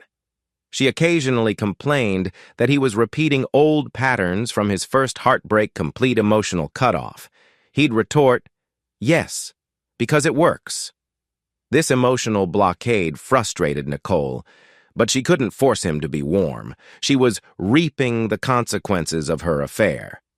Meanwhile, Paul's father would call from time to time, urging him to forgive and forget. On one call, Carlos said, "Mijo, you're isolating from the family again. Kevin told me he feels awful about what happened. Heather's been raising their kids. They keep hoping you'll reconcile." Paul's laugh was hollow. "Never. They made their bed. Let them lie in it." He ended the call, ignoring the sorrow in Carlos's voice. Paul sometimes felt a pang. Was he punishing his parents too? They'd done nothing except fail to protect him from Kevin's betrayal. But the old wounds were too deep. He refused to budge. One day, Nicole pressed him about returning his wedding ring. "We might have sold them to recoup costs," she offered, half laughing nervously. Paul looked at her like she was insane. "I tossed my ring in the trash the day I found out about you and Steve. If you want yours, take it." "I don't care." She blinked back tears, realizing the finality. He was done with any sentimental tokens, just as he had been with Heather's ring years before. And so, it was official. 2 marriages, 2 cheating spouses, 2 heartbreaks. Paul's personal vow to keep love at bay hardened further. He'd pour his energy into Amber, ensuring she wouldn't be collateral damage. Time jumped forward. Amber blossomed into a bright teenager, excelling in school. She adored Paul's methodical nature. He helped her with math homework, taught her how AC units worked, and occasionally joked about HVAC puns. She teased him for being overly cautious about her social life. But she sensed he was just being protective. Nicole drifted in and out, dating other men. Occasionally, she'd show up with new drama, complaining about finances or boyfriends. Paul never judged her out loud, but he refused to bail her out. Amber noticed tension whenever her mother visited, but Paul maintained a calm front for the teenager's sake. Once Amber turned 16, she started dating a sweet boy from school. Paul, recalling his own heartbreaks, grew extra vigilant. He had the talk with the boy, Andrew, who nearly sweated bullets under Paul's stern gaze. But ironically, Andrew turned out decent, respectful, and patient. Amber teased Paul. "Dad, I'm not going to cheat or be cheated on. Relax." He forced a short laugh, hoping she never endured the betrayals he did. Still, his protective streak soared. He set curfews, insisted on meeting Andrew's parents. Some nights he'd stay awake until Amber's safe return, mind flicking to old memories.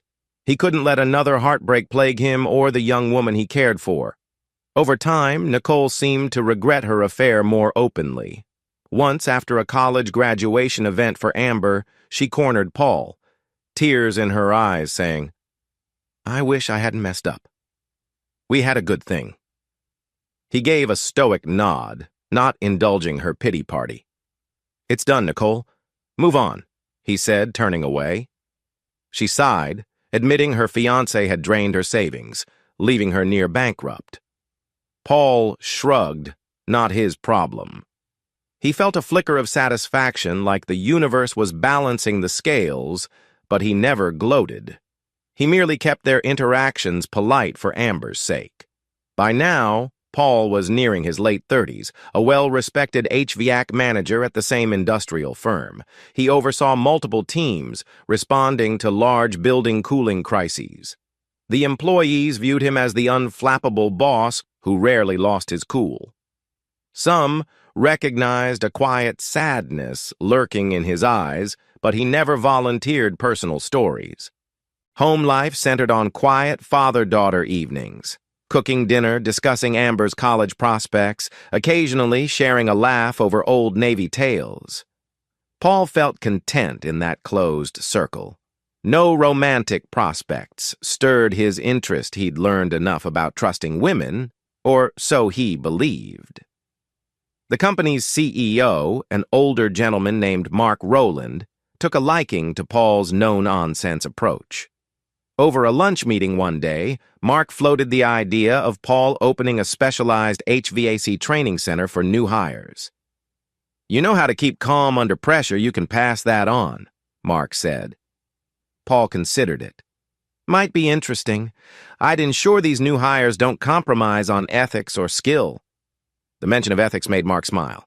"Yes, we need more men like you in management." Paul accepted the challenge. It gave him a sense of purpose beyond fatherhood, reinforcing that even if his personal relationships had been disasters, his professional life soared. Some nights Paul mused about how life had turned out. A stable home, a beloved teenage daughter, a thriving career, betrayals behind him, locked away.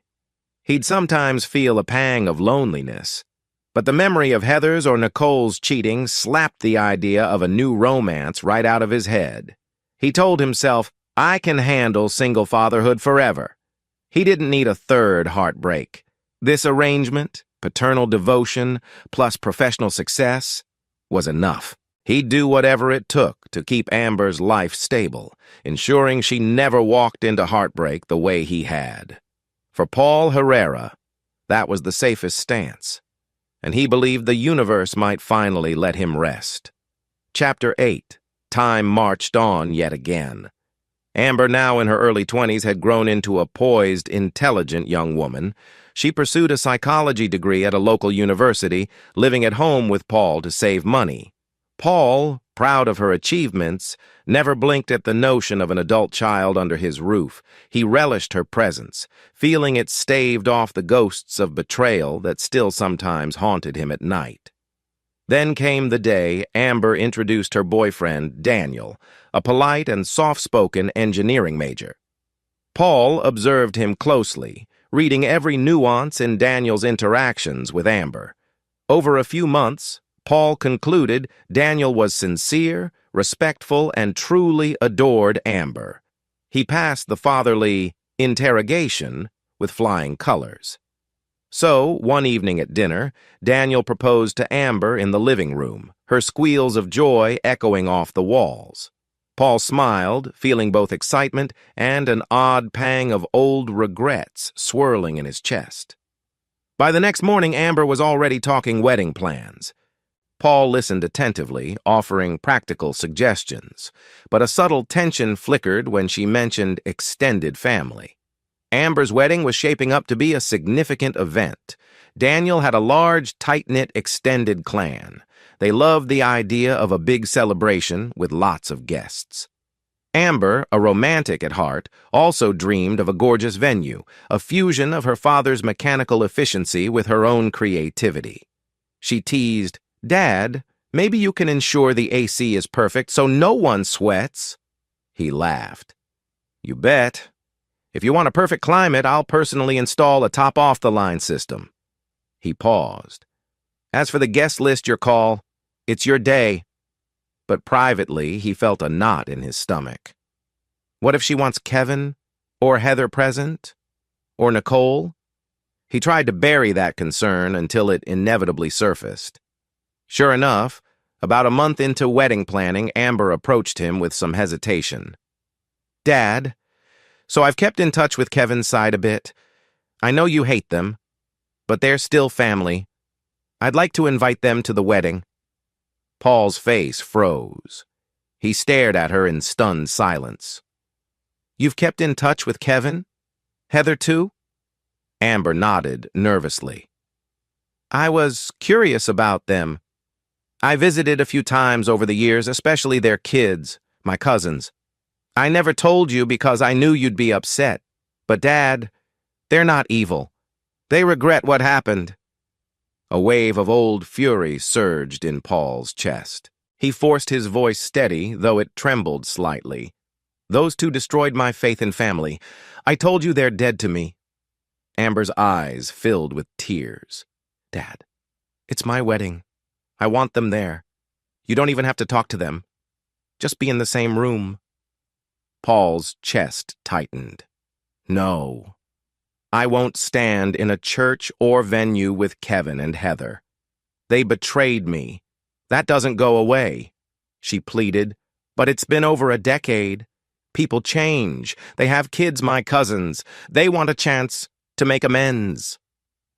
Paul's mind reeled at the notion of Kevin, presumably married to Heather, raising multiple children. The idea disgusted him. He fathered kids that could have been mine if Heather hadn't cheated. The bitterness churned.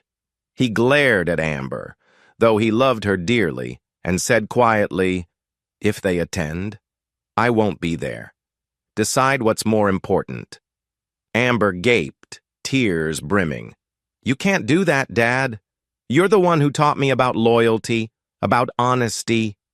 But forgiveness is also important, right? She paused, voice cracking. I love you. I also want to include them. They're still my family. Kevin is your brother. Paul's expression hardened further. He stopped being my brother the day he slept with my fiancée. Heather is no better. I told you they are dead to me. Amber's voice trembled. I don't want to pick sides. This is my wedding. Please, Dad. He stood, fists curling. You are picking sides if you invite them, because I won't be in the same venue. Period. End of discussion. Then he stormed out, leaving Amber sobbing in the living room. In the following days, tensions soared. Amber tried everything, cajoling, guilt-tripping, even bringing Nicole over to mediate. Nicole cornered Paul, accusing him of repeating old mistakes, not letting go of the past. He dismissed her with an icy stare. You, of all people, dare lecture me about letting go? She flushed, recognizing her hypocrisy. Grandparents, aunts, old friends, everyone who heard about Amber's wedding weighed in, calling Paul stubborn. They urged him to see beyond old grievances for the sake of a joyful day. But he remained resolute. The memories of Kevin's betrayal were too searing, and the second heartbreak with Nicole only cemented his mistrust. Amber confronted him again. Dad, you know I love you more than anything, but I also want a family wedding. If you refuse to come, you'll break my heart. She tried tears, logic, and appeals to his paternal love. Please, Dad. They want to apologize in person. Don't deny me my one wedding day memory with you there. Paul's eyes flickered with hurt. He wanted to walk her down the aisle, see her radiant in a dress, but not at the cost of being in the same space as Kevin and Heather, those traitors. I stand by what I said, he muttered, voice emotionless. Amber's face crumpled. She stormed away, calling him unreasonable, slamming her bedroom door. Alone in the quiet house, Paul felt torn. He adored Amber, the child he'd raised from Nicole's prior relationship, the only bright spot in his personal life. Yet the prospect of seeing Kevin and Heather revived the old fury, the humiliating memory of walking in on them. He recalled how he tried so hard to outrun that betrayal. Could he truly subject himself to their presence, just for a day? He paced the living room, eyes scanning old pictures of him and Amber at her high school graduation. She deserved a perfect wedding, but his vow was unbreakable. He'd never accept Kevin or Heather in his life again. A wedding countdown commenced 2 weeks to the big day. Amber kept planning, sending out invitations, ignoring Paul's objections. She tearfully told him the venue was booked, Kevin and Heather were confirmed. Paul repeated his ultimatum. Then, I won't come. She threatened not to speak to him after the wedding if he refused, hoping to shame him into compliance. But his expression remained grim. I love you, Amber, but I can't betray myself. She left in tears. Nicole swung by, shaking her head in dismay. You'd really skip your daughter's wedding? Paul, that's insane! He glowered. Don't you dare judge me. You cheated on me. Your opinion doesn't carry weight here. She bristled, muttering curses under her breath, and left. With days ticking down, the tension reached a climax. Amber refused to speak to Paul in the house, tears welling whenever she passed him. Paul hardened his stance further. Some lines can't be uncrossed. He'd promised himself this after Heather's betrayal, reaffirmed it after Nicole's. Kevin was the root betrayal, the snake in the grass. Heather no better. He refused to break bread with them, even for his beloved daughter's wedding. At that point, many around them hoped Paul would cave last minute, overwhelmed by paternal love. But they underestimated the depth of his scars. As the final day approached, Paul silently packed a bag, preparing to vanish so the wedding could proceed without drama. He felt a cold sorrow, but he was unwavering. Chapter 9. The day before Amber's wedding arrived, tension thick in the air. Paul had spent the entire week stoically preparing to boycott the ceremony if Kevin and Heather showed up. Amber had pleaded with him, but he'd stood his ground. As far as Paul was concerned, he'd made it crystal clear. Invite them if you must, but don't expect me to come. A cold finality lingered in every conversation he had with her. Yet that evening, Amber did something unusual. She texted him around 9 p.m. with a short message. Dad, I need to show you something tomorrow morning. Please, be home. Love you. The tone was cryptic, not the usual venom or heartbreak. He raised an eyebrow, half expecting another confrontation. Still, something in her final words, love you, reignited a pang of fatherly warmth. So the next morning, Paul prepared for a confrontation. He brewed coffee in his tidy kitchen, ignoring the voices in his head urging him to reconsider. I stand by my vow. Kevin betrayed me, Heather too. I will not break bread with them, he told himself, as he had every day. 9 a.m. came and went. No sign of Amber. A knot formed in Paul's stomach. He feared she might do something rash or impulsive, especially given the wedding was scheduled that afternoon. Then, close to 10 a.m., a small gray sedan pulled up in front of his driveway. Out stepped Amber. Wearing casual sweatpants behind her was a van. Out came a friend carrying boxes. What on earth? He wondered. He opened the front door to greet them. Amber's eyes shone with tears, yet she smiled. Dad, can we come in? Paul frowned but ushered them inside. The friend, a young woman named Maya, gave him a nervous smile as they hauled in a couple of garment bags and a large rolling suitcase. Paul's confusion mounted. Amber, what's going on? She exchanged a glance with Maya, then exhaled shakily. I have a plan. One that might fix both our hearts. Amber gestured for Paul to sit. She and Maya began removing items from the suitcase, a white dress, a tuxedo bag, various decorations. Paul's eyes widened. "What is this?" Amber's lips curved into a determined grin.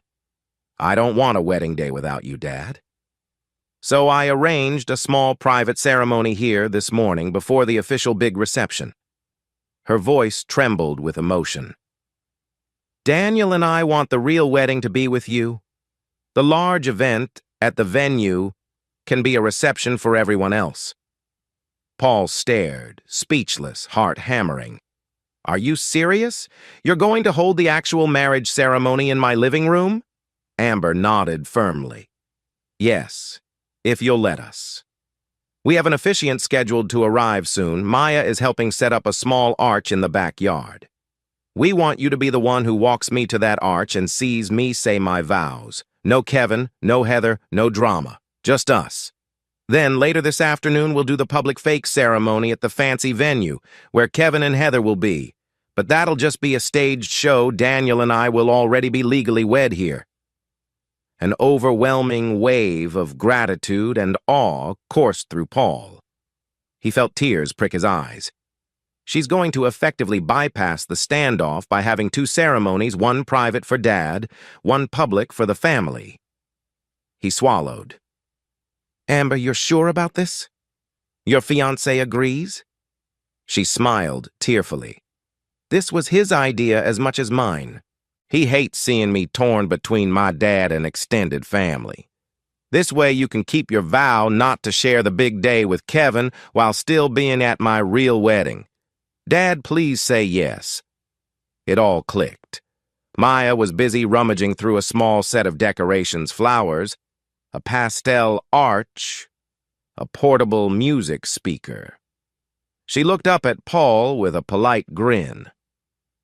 "I'm sorry if this is abrupt, Mr. Herrera, but Amber insisted we keep it secret so you wouldn't try to refuse in advance." Paul shook his head, a lump forming in his throat. "My daughter truly loves me enough to orchestrate a separate ceremony." A swirl of fatherly pride and heartbreak merged. He forced himself to speak. "So you want to do it right now?" Amber nodded. "Yes. Daniel will arrive soon with an officiant. Then we hold a short vow exchange in the backyard. We'll have a tiny wedding cake, do a father-daughter dance in the living room, everything small but real.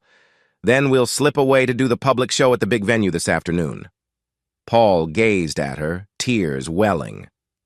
"You're giving up the normal wedding experience just so I can be there?" Amber's voice trembled. "The normal wedding was never normal if my dad wasn't there. This means more to me than some big party with fake smiles." Within an hour, Daniel arrived, clad in a simple tux. He greeted Paul nervously, but with respect. "Sir, hope this is okay. I love Amber, and we want you to share in our real union. The big event later is for the rest of them." Paul felt an odd warmth in his chest. He gave Daniel a firm handshake. "Thank you," he said quietly, voice full of unspoken gratitude. Amber retreated to Paul's spare bedroom to change into her white gown, Maya and another friend assisting. Meanwhile, Daniel asked Paul if he wanted to don a tux or something formal. Paul hesitated. He never expected to witness his daughter's wedding in his own backyard, but eventually agreed. They had a simple black suit in his approximate size. He changed upstairs, glancing in the mirror, marveling at the surrealness. "I'm about to walk Amber down the aisle in my backyard. This is insane and perfect." When he emerged, Maya gasped. "You clean up nice, Mr. Herrera." Paul smirked, a rare grin crossing his features. "Thanks. Wish I had more notice, but—" She laughed, arranging a boutonniere on his lapel. They set up in the backyard. The morning sun cast warm, dappled light across the small patch of grass. Maya and the friends propped up a simple arch draped with white fabric and a few flowers. A Bluetooth speaker quietly played soft instrumental music. The officiant, a kind older woman named Reverend Susan, greeted Paul with a polite nod, praising the intimate setting. Finally, Amber stepped out in her gown, radiant, eyes damp with joy. Paul swallowed a surge of emotion. She was every bit the confident, grown woman he'd raised, a testament to the father-daughter bond they'd forged over the years. Daniel stood at the arch, hands folded, a nervous grin plastered on his face. In that moment, Paul realized he could let the wedding meltdown fade away for this ceremony. It was just them. The father extended his arm to Amber, voice thick with emotion. "Ready?" She nodded, tears glimmering. "Yes. Thank you, Dad."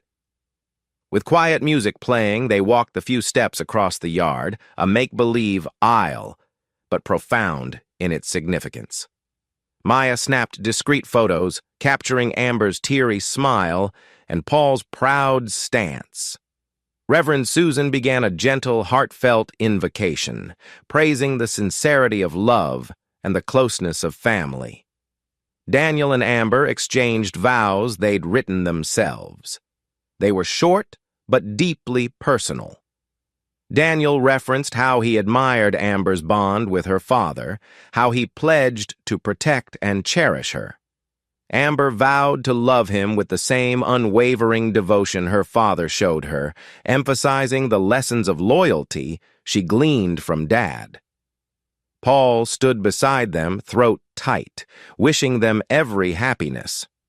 For a moment, images of Kevin and Heather threatened to intrude the negativity swirling around the official public wedding. But he pushed it aside, focusing on the raw beauty of this quiet moment. The officiant pronounced them husband and wife, and Daniel kissed the bride. Applause erupted from the handful of friends present. After the ceremony, a small wedding cake sat on the dining table. Amber insisted on a father-daughter dance in the living room, orchestrating it with the speaker playing a soft ballad. At first, Paul felt awkward. He never danced, but Amber guided him, saying, "Just sway with me, Dad." They swayed gently, tears slipping down both their cheeks. He murmured, "I'm so grateful you found this way to include me." She nodded, blinking back emotion. "I love you, Dad. I couldn't do this day without you." He kissed her forehead, heart brimming.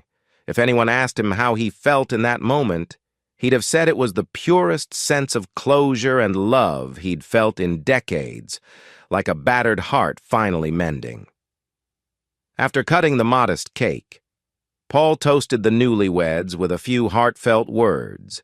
He referenced how proud he was of Amber's strength, her compassion, how Daniel better treat her right.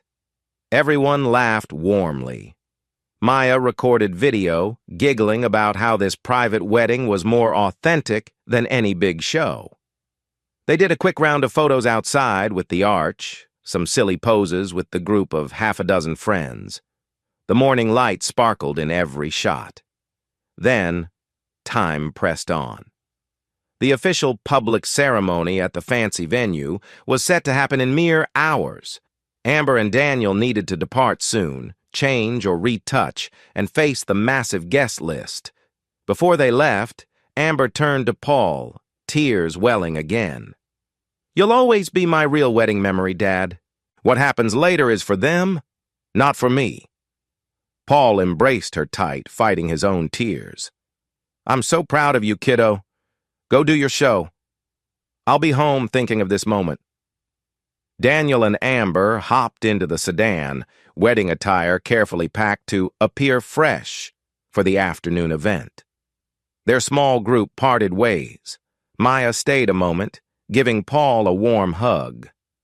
"Thank you for letting me help, Mr. Herrera. Amber adores you. This was her dream." He nodded, speechless with gratitude. Then, the cars pulled away, leaving Paul standing in the driveway. He watched them vanish down the street, a swirl of emotions swirling in his chest, joy that Amber was married in a way that honored him, sadness that he wouldn't see the big wedding, and fierce relief that he needn't endure Kevin's presence. By midday, the yard was empty. The arch was disassembled, the leftover cake tidied away. Paul stepped inside, setting a newlywed photo of Amber and Daniel on his mantle. He turned off the music, sank onto the couch, letting the magnitude of what just happened wash over him. I actually got to give Amber her real wedding, free from all the betrayals that haunted me. Now, in the evening, the official public ceremony would happen. Kevin, Heather, Nicole, the grandparents, everyone would gather, presumably ignorant of the fact Amber and Daniel were already legally wed. Paul felt zero desire to sabotage that event or make a surprise cameo. He was content. He'd had his piece of the day.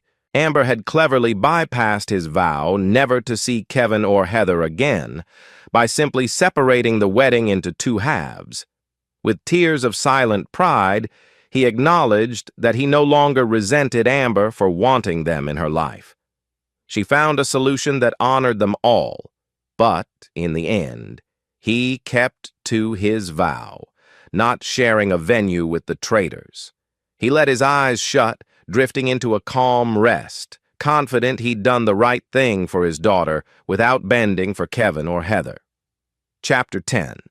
In the immediate aftermath of Amber's wedding day, stories abounded. The large ceremony at the grand event hall went off with typical fanfare. Kevin, Heather, parents, extended relatives, and countless guests. There was a big white gown, flowers, a ring exchange for show, but the officiant didn't sign the legal documents since it was purely symbolic. Everyone cheered, presumably believing it was the real deal. Meanwhile, the only absent figure was Paul, nowhere in sight. Amber's official explanation was that her father couldn't make it, citing irreconcilable differences with certain family members. Kevin and Heather presumably recognized Paul's refusal. They might have felt a pang of guilt, or maybe relief that they didn't endure an awkward face-to-face. Regardless, the event ended with dancing, toasts, and the usual wedding festivities.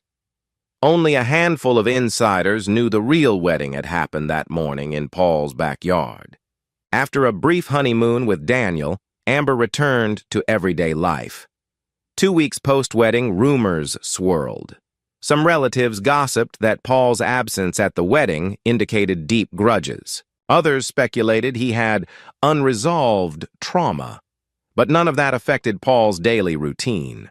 He had Amber's gratitude, a set of precious photos from their morning ceremony, and a calm acceptance that he'd upheld his vow. Kevin learned soon after that day that Paul had, in fact, participated in an earlier wedding ceremony. A cousin leaked the info. "Did you hear? Amber married Daniel in Paul's backyard that morning. The official ceremony was just a front." Kevin was stunned, realizing Paul had found a workaround to avoid him. Heather, too, felt stung by the knowledge that Amber deemed Paul's presence more important than having them at the real vow exchange. Word had it, Kevin expressed frustration. "So Dad didn't come because of me, but Amber still had him at her real wedding? That means we never got to fix things with Paul." People shrugged, stating Paul's stance was unstoppable. Kevin occasionally ranted about how he just wanted to apologize. But Paul's implacable wall left no opening. He was locked out of his younger brother's life forever, the consequences of that fateful betrayal echoing even decades later. As for Heather, she tried to maintain composure. She was a radiologist now, working in a local clinic, raising multiple children with Kevin. But privately, she confessed to a friend that she sometimes dreamt of, what if I'd never cheated?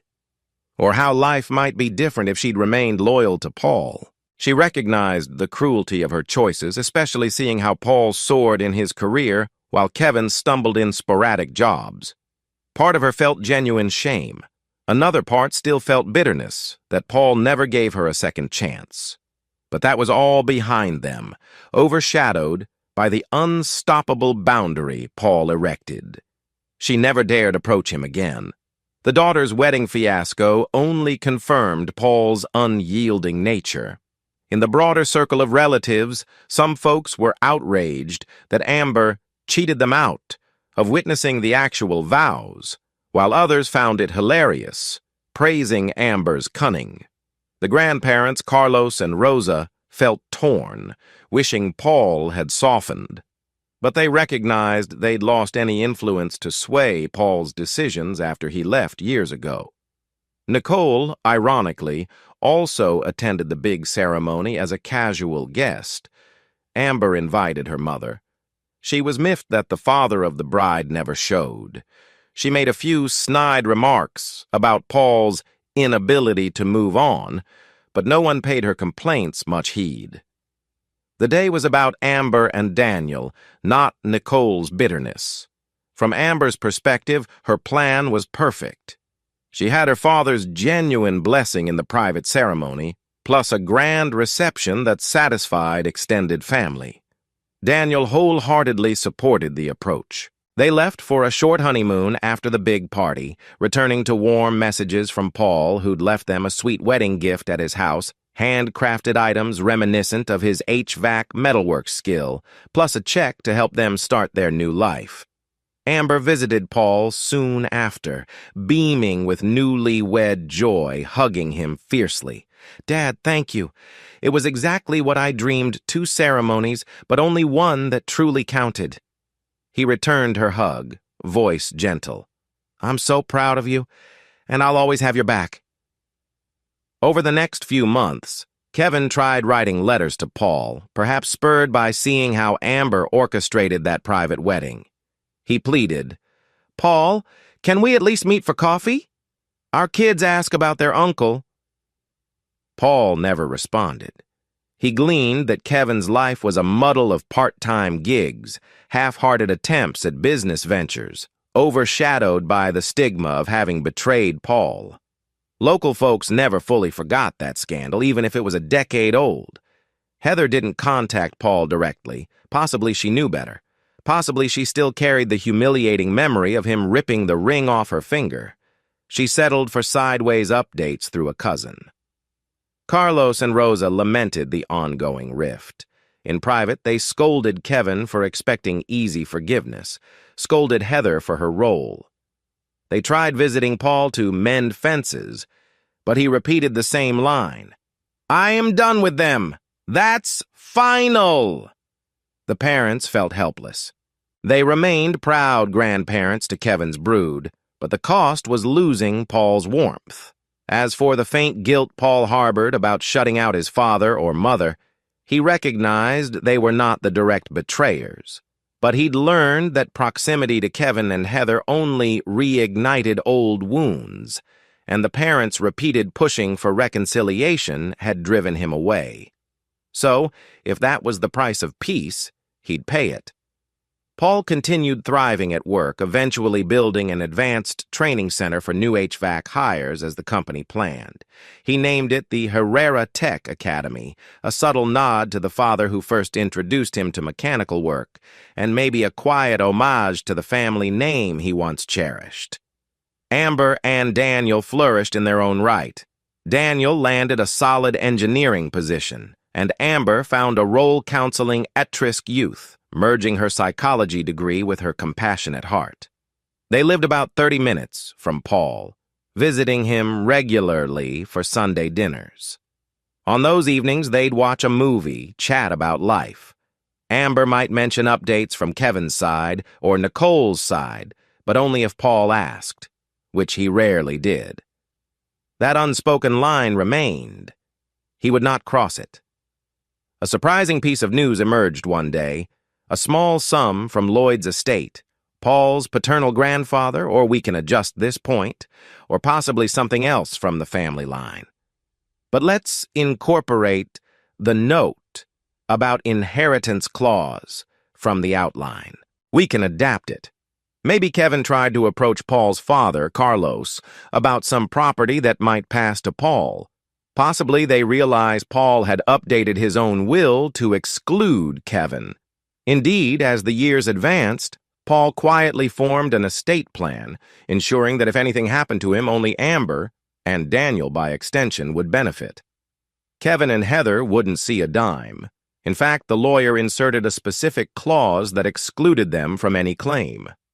This was Paul's subtle, final revenge. They'd never taste the fruits of his success. So with the wedding fiasco behind him and the strategic estate planning in place, Paul settled into a steady routine.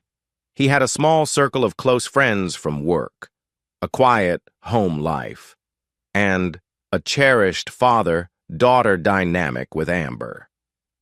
The heartbreak from Heather and Nicole, while still part of his psyche, ceased to weigh him down daily.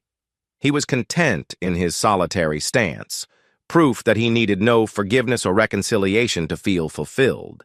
Yet, deep in the horizon, more life awaited him.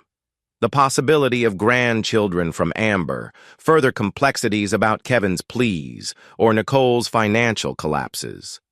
But for now, in this chapter of his life, Paul found peace in refusing to budge from his vow. He had missed the big showy ceremony, but he'd gained something priceless, a secret backyard wedding that sealed his unbreakable bond with Amber. Chapter 11. Kevin and Heather, now in their mid-30s, juggled raising their kids amid life's usual struggles. Kevin hopped between jobs, some in sales, others in minor management roles. He never found stable footing, overshadowed by a local reputation that once whispered, "That's the guy who stole his brother's fiancée." Though the rumor had receded over time, it never fully vanished. Heather settled into radiology, though the joy she once had was tempered by regrets. Sometimes on lonely nights, she'd recall Paul's unwavering kindness back then, how he gave her that ring with starry-eyed devotion. She'd shudder at the memory of betraying him with Kevin, rationalizing it had been passion or confusion, but deep down, knowing it was pure recklessness. They occasionally heard from Amber, who was, ironically, their niece, that she had a childlike fondness for them, though they rarely saw her. Amber didn't want to upset her father, so she visited them discreetly. Kevin tried prying details about Paul's life from her. She told them minimal glimpses that Paul was thriving in HVAC, that he was still unmarried, that he remained resolute in severing ties. Each tidbit left Kevin glum, wanting a chance to fix things he could never fix. Carlos and Rosa grew older, longing for a harmonious family. They doted on Kevin's kids, occasionally glimpsing Heather at family gatherings. But they never quite got over losing Paul's presence. Whenever they suggested a full family reunion, Paul shot them down with a withering look. Each refusal deepened the wedge. Finally, the parents stopped pushing, resigning themselves to a fractured family dynamic. Privately, Carlos told Rosa, "We can't force him. He's grown into a man who keeps his word, and he promised never to forgive Kevin." Rosa shook her head sadly. "It's a shame, but that's Paul." Nicole, Paul's second ex-wife, had tried forging new relationships, eventually settling with a fiancé who mismanaged finances. She ended up in near bankruptcy, seeking a bailout. In a desperate move, she texted Paul, "Could you help me? I'm about to lose my apartment." He read the text with detached amusement. Asking me for money?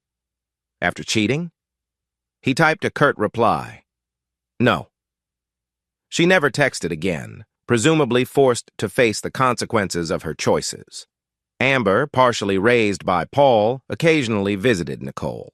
She noticed the frustration Nicole harbored about Paul's unwavering boundaries.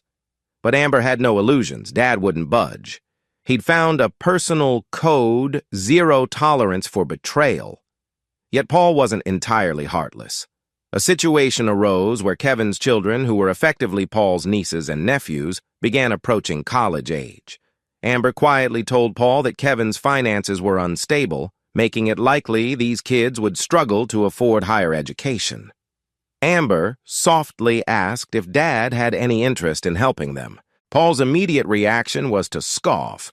Why should he aid Kevin's children? Then he thought about how they were innocents in the matter, not responsible for their father's betrayal. A flicker of moral consideration tugged at him. Should I punish them for Kevin's sins?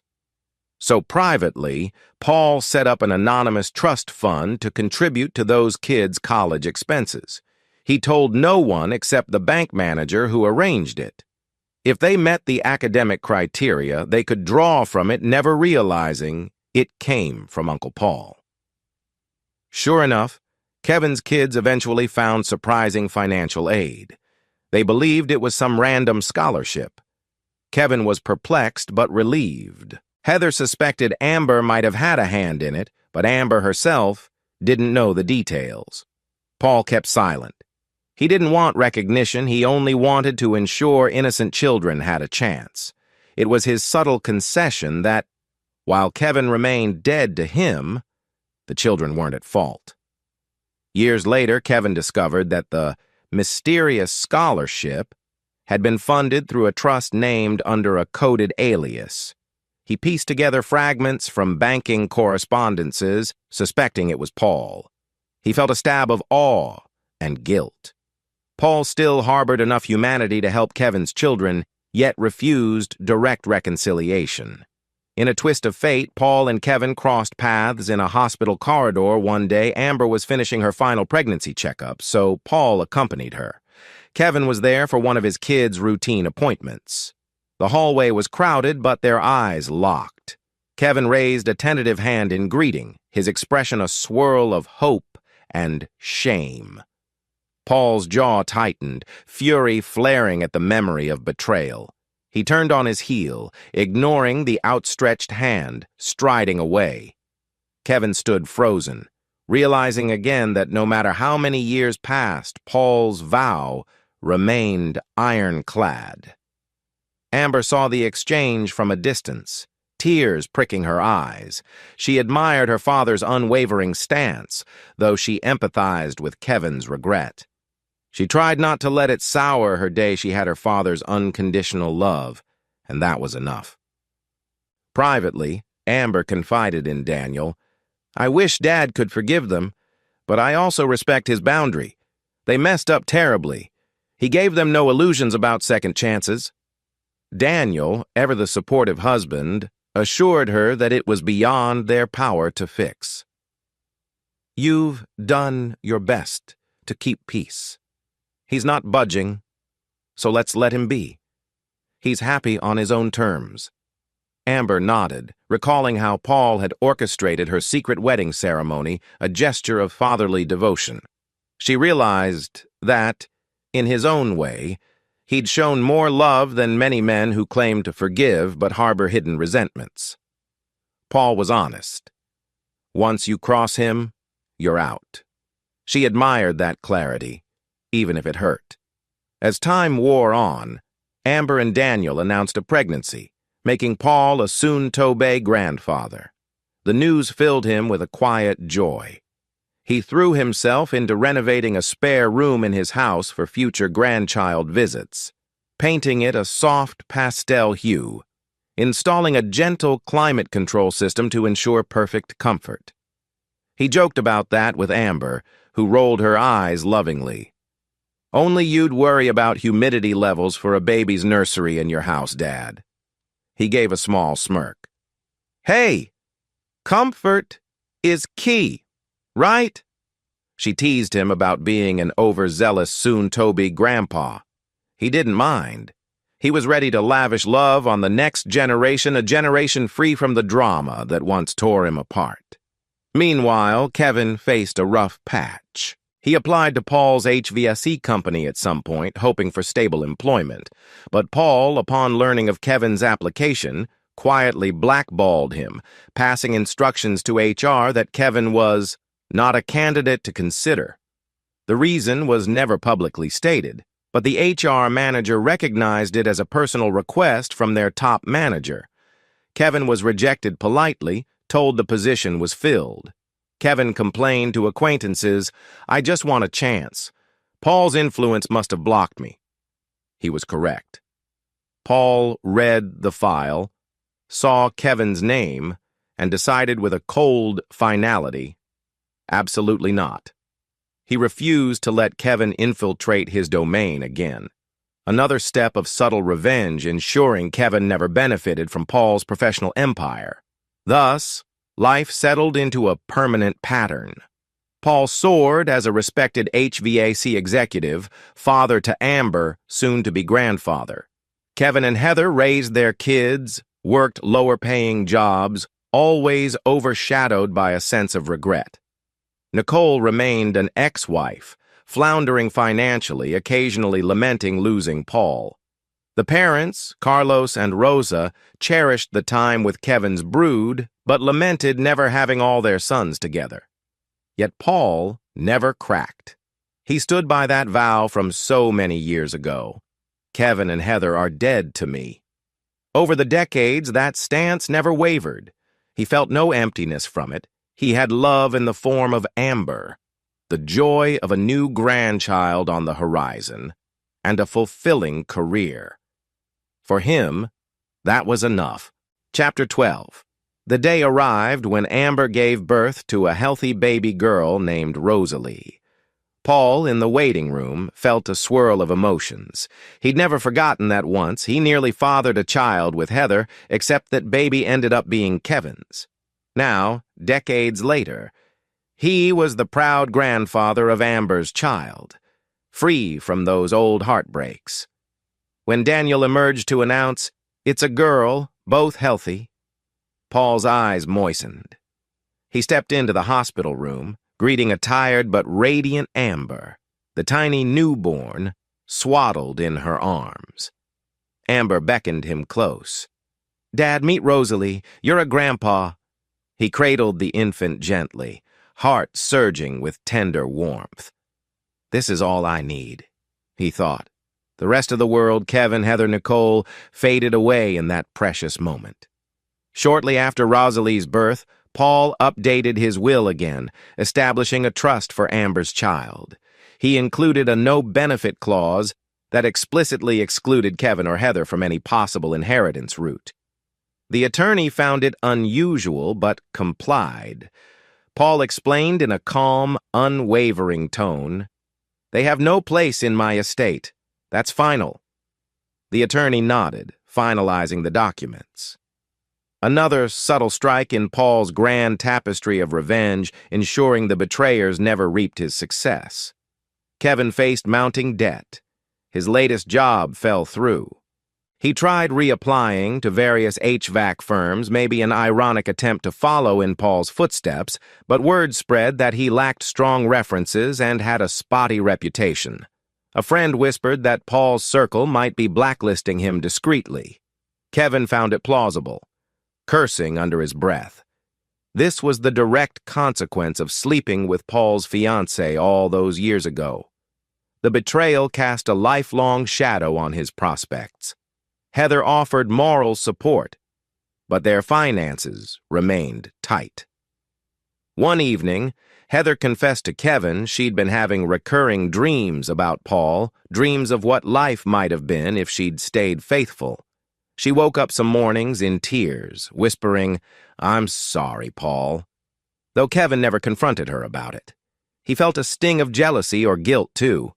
He'd try comforting her, but they both recognized a fundamental void in their marriage, a union born from betrayal, rarely blossomed into pure happiness. They had kids, sure, but the echoes of sin never left. Meanwhile, Nicole's fiancé mismanaged funds further. They ended up filing for Chapter 7 bankruptcy. Nicole, desperate, tried texting Paul again for a loan, but he never replied. She publicly blamed him, telling mutual acquaintances, "Paul could have helped, but he's punishing me for an old mistake." People shrugged. Those who knew the truth realized Paul had every right to cut ties after her affair. Despite Paul's vow never to help Kevin, he maintained that secret scholarship for Kevin's kids, ensuring they could attend college if they chose. Over the years, they received enough financial aid to graduate without crippling debt. They believed it was some philanthropic scholarship from an unknown donor. In quiet moments, Paul found a certain grim satisfaction. He wouldn't let them suffer for their father's sins, but also wouldn't let Kevin claim any direct credit. Only after the children graduated college did Kevin stumble upon partial evidence that the scholarship might have been funded by a PH Foundation. He suspected it stood for Paul Herrera. He felt an overwhelming mix of gratitude and shame. He tried writing a heartfelt letter to Paul. "Thank you for helping my kids, even if you won't talk to me. I'm so sorry." But Paul, upon receiving it, crumpled it up unread, tossing it in the trash. This revelation left Kevin even more remorseful. Paul had a bigger heart than they ever gave him credit for. A decade after Amber's wedding, Paul found himself waiting in a hospital corridor. Rosalie, now a spirited 10-year-old, had a minor sports injury. They were waiting for a checkup.